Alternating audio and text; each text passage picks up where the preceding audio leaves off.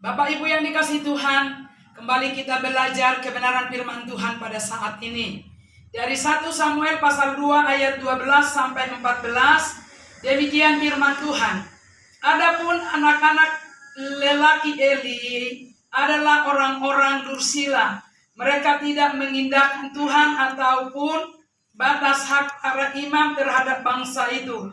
Setiap kali seseorang mempersembahkan korban sembelihan, sementara daging itu dimasak, datanglah pemuda imam membawa garpu pergi 3 di tangannya dan dicucukkannya ke dalam bejana atau ke dalam kuali, lalu ke dalam belanga atau ke dalam periuk.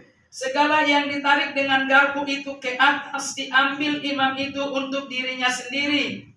Demikianlah mereka memperlakukan semua orang Israel yang datang ke sana Silo. Adapun anak-anak Eli adalah orang-orang dursila. Bapak Ibu yang dikasihi Tuhan, hari-hari ini kita harus sungguh-sungguh mengasihi anak kita. Ya, sungguh-sungguh kita boleh mencintai anak kita, jangan sampai kita biarkan mereka masuk ke dalam neraka. Tetapi kita sebagai orang tua yang sudah tahu firman Tuhan, biar kita belajar. Nah, ini Eli tidak mengajari anaknya untuk takut sama Tuhan. Dia sudah tahu anaknya salah, tetapi tidak menasehati anaknya. Adapun anak-anak Eli adalah orang-orang dursila. Dursila berarti berkelakuan buruk dan jahat. Jadi anak-anak Eli ini kelakuannya penuh dengan kejahatan, dursila, ya. Jadi para putra Eli menjadi imam yang sangat jahat di rumah Tuhan.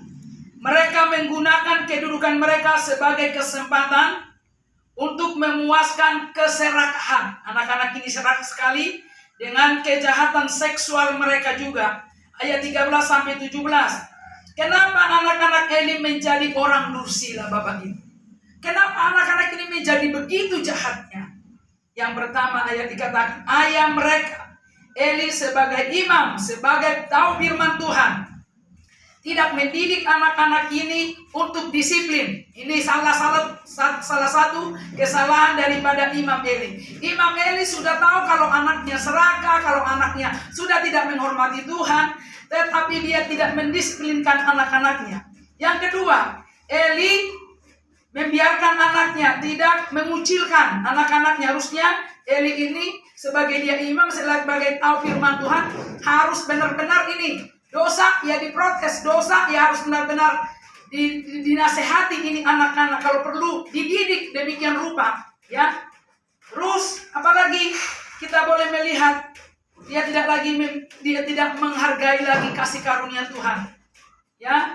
Kegagalan Eli dipandang setara dengan menghina Allah. Ini yang ketiga. Ayat 30. Eli gagal total dalam memberikan kepemimpinan rohani bagi keluarganya. Jadi kalau kita boleh melihat, Eli gagal mendidik anak-anaknya. Padahal Eli itu seorang imam, seorang yang sudah tahu kebenaran firman Tuhan. Biarlah kita menjadi orang tua, sebagai bapak, sebagai ibu. Kalau anak itu sudah tahu salah, jangan segan-segan mengajar anak ini, tetapi arahkanlah anak ini, didiklah anak ini untuk dia boleh menghargai Tuhan, untuk boleh takut sama Tuhan, sehingga berkat ilahi boleh terjadi dalam kehidupan kita, dalam keluarga kita. Saudara tahu bagaimana sejarah daripada anak-anak Eli ini? Sewaktu mereka berperang, mereka mati semua dalam peperangan. Kenapa itu terjadi? Karena Tuhan meninggalkan mereka. Karena mereka sudah sangat menghina Tuhan di dalam segala sesuatu. Mereka tidak menjadi berkat kepada bangsa Israel. Mereka tidak lagi menjadi satu kesaksian kepada orang lain. Bagaimana anak-anak kita hari-hari ini, Bapak Ibu? Apakah kita sebagai orang tua sudah menjadi contoh, sudah menjadi teladan buat anak-anak kita? Mari doakan anak-anak kita menjadi anak-anak yang taat, menjadi anak-anak yang menghargai Tuhan, menjadi anak-anak yang hormat kepada Tuhan, mengasihi keluarga dan mengasihi orang tua. Sehingga Bapak Ibu yang dikasihi Tuhan, Saya percaya berkat ilahi itu akan tercurah buat keluarga kita semuanya. Sebab itu jangan takut kepada anak-anak, tetapi nasihatilah anak ini, sayangilah anak ini, tegurlah anak ini saat mereka salah, sehingga firman Tuhan yang akan memberi kemampuan kepada kita, dan biar Roh Kudus yang akan memperbaharui hari lepas hari hati setiap anak-anak kita. Puji nama Tuhan. Tuhan Yesus memberkati semua. Tetap semangat. Jadilah orang tua yang bijaksana, yang cinta Tuhan, yang mengasihi Tuhan, dan Anda menjadi berkat, menjadi kesaksian, menjadi contoh buat anak-anak kita semuanya. Tuhan Yesus memberkati. Haleluya. Amin.